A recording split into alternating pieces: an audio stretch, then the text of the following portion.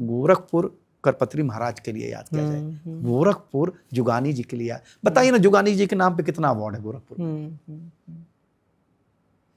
श्री पाठक आ रहे हैं गोरखपुर से, तो दिनेश बावरा ने कहा कि हम देंगे चाहे कितने भी थके हों। क्यों?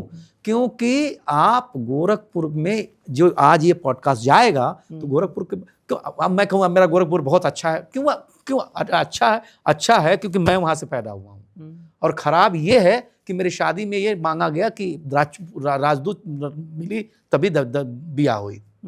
इस दृष्टि से खरा है। छुआछूत क्या है यार? हमारे यहाँ हरिजन आदमी आएगा तो क्या वो नीचे बैठेगा? क्यों बैठेगा भाई? क्यों बैठेगा? तो ये सारी चीजें मुझे आज भी, अच्छा मैं मेरे चाचा को डांटता हूँ, सब करता हूँ, लेकिन मैं सुधार नहीं पा रहा हूँ ना अपने क्षेत्र को ना। बट अभी जो पीढ़ी आई भैया उसमें उम्मीदें हैं। नहीं, उसकी उम्मीद तब है भैया क्योंकि मैंने आकलन किया। वातावरण बहुत कुछ निर्धारित करता है। हमारे यहाँ आज भी शिक्षा को लेके वो जागरूकता नहीं है जो जागरूकता चाहिए, होनी चाहिए।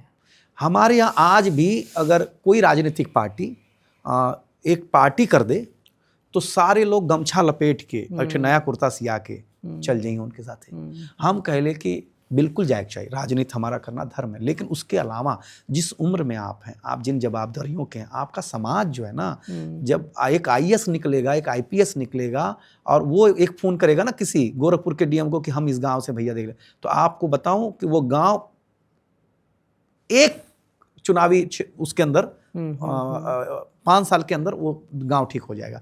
लेकिन कोई दबंग फोन करेगा ना, भाई नाली नहीं बनी है, तो वो 10 उलाहना देकर के आपका काम नहीं करेगा। तो मुझे लगता है कि मेरा क्षेत्र, मेरा गोरखपुर दबंगों के लिए नहीं, साहित्यकारों के लिए जाना जाए, कबीर के लिए जाना जाए। कबीर देखिए ना, कबीर जो हैं मेरे से ज्यादा आप जानते हैं उनके बारे में, बराबर है ना? लेकिन मुझे बताइए, कबीर का लाभ लेने वाले, कबीर की लेखनी का लाभ लेने वाले कितने लोग हैं? यही स्थिति, मैं संत कबीर नगर का हूँ, यही स्थिति है वहाँ भी। हमारा एक बनाया हुआ जोग है, बोले गांधी जी का चौक है, गांधी चौक, क्योंकि गांधी को आज की परिस्थिति में सिर्फ चौकना है। चौक से कुछ काम नहीं करता भैया। कुछ संस्मरण जानना भैया, जैसे आपके समकालीन जो कवि हैं, जैसे आपने हरिओम पवार जी का जिक्र किया है, कुमार विश्वास जी हैं, संपत सरल हैं, सुरेंद्र शर्मा हैं, और भी 1-2 कुछ रुचिकर संस्मरण जो बतरस के लोग सुने। एक संस्मरण सुनाऊं मैं, बहुत पुराना संस्मरण है, 2 संस्मरण सुनाना चाहूंगा। सन 72 की लड़ाई थी, लाल किले का कवि सम्मेलन उस जमाने का सबसे बड़ा कवि सम्मेलन और सबसे बड़ा ब्रांड माना जाता था। तो लाल किले कवि सम्मेलन की यह हालत थी कि बाल कवि बैरागी को पहले दिखाना होता था कि वो हैं, जनता पहले उनको दिखना चाहती थी। अच्छा। ये स्टारडम था उनका। और उसके बाद वो कवि सम्मेलन शुरू होने देती थी। लड़ाई में चाइना के साथ जब हमारी लड़ाई 62 की बात होगी, मैं कंफ्यूज हूँ कि 72 था कि 62 था, पाकिस्तान या 71 वाली लड़ाई थी। हाँ, चाइना जो भी, पाकिस्तान। उसमें बाल कवि बैरागी आए और पहले उन्होंने कविता सुनाई चाइना के खिलाफ जम करके, और उसके बाद कहा कि अब मेरी कविता का मुआवजा सरकार नहीं देगी, मेरे सैनिकों के लिए मैं उतर रहा हूँ मंच के नीचे अपने कुर्ता का लांग पकड़ करके, और आपके पास जो हो सके वो दीजिए। वो तो पैसे के उद्देश्य से उतरे थे कि 10, 20, 5 आएगा। किसी ने झुमका दिया, किसी ने चैन दिया। पूरे कवि सम्मेलन में 1 घंटा घूम करके उन्होंने इकट्ठा करके सैनिकों को दान कर दिया। एक संस्मरण। एक संस्मरण ये था कि हर जगह राजनीति है, हर जगह मतभेद है, हर जगह वैचारिक की मतभेद है। एक कवि होते थे जिनका नाम था निर्भय हाथरसी। तो कुछ कवियों ने जिनको लगता था कि हम लोग बहुत श्लील हैं और ऐसे हैं, उन लोगों ने एक निर्णय लिया कि हम उनके साथ मंच नहीं शेयर करेंगे। उस समय के वो स्टार थे। आयोजक सबसे पहले किसको बुक करेगा, तो वो पोस्ट कार्ड लिख करके निर्भय बाबा को बुक कर दिया। निर्भय बाबा के पास सबसे पहले पोस्ट कार्ड पहुंचा, पैसा तय हो गया, उधर से स्वीकृति आ गई, बात हो गई। इन सब कवियों को भी पोस्ट कार्ड चला गया, लेकिन ये लोग बताने में देरी कर गए। लेकिन कुछ लोगों का आया कि हम इनके साथ मंच नहीं शेयर करते।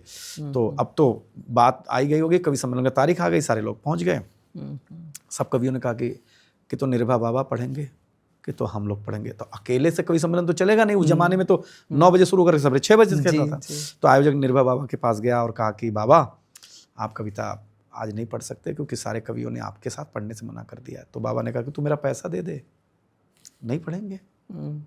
बाबा ये पैसा पकड़ो। कवि सम्मेलन का पैसा दे दिया, बाबा फक्कड़ी आदमी, बाबा बैठे रहे। जब कवि सम्मेलन शुरू हो चुका तो बाबा बीच कवि सम्मेलन के भीड़ के बीच से आए और सामने आके बैठ गए। जमीन पर उस समय कुर्सियां होती नहीं थी। अब निर्भय हाथरसी, जैसे आज कुमार विश्वास की लोकप्रियता है, सुरेंद्र शर्मा जी की लोकप्रियता, वैसे निर्भय हाथरसी की वो लोकप्रियता थी। लोग टक्टर टाली डल्लप में भर के आते थे सुनने के लिए। तो अब आ गए तो सब कवियों ने, अब हंगामा मच गया। जनता बाबा को बुलाओ, बाबा को बुलाओ, बाबा को बुलाओ।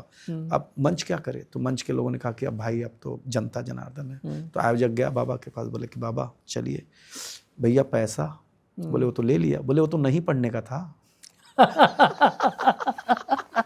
वाजिब बात है। हाँ, बोले वो तो नहीं पढ़ने का दिया, आपने दिया है, अब तो पढ़ने का देना पड़ेगा ना। एक ही कवि सम्मेलन की 2 पेमेंट लेने वाला शख्स का नाम होता है निर्भय हाथरसी।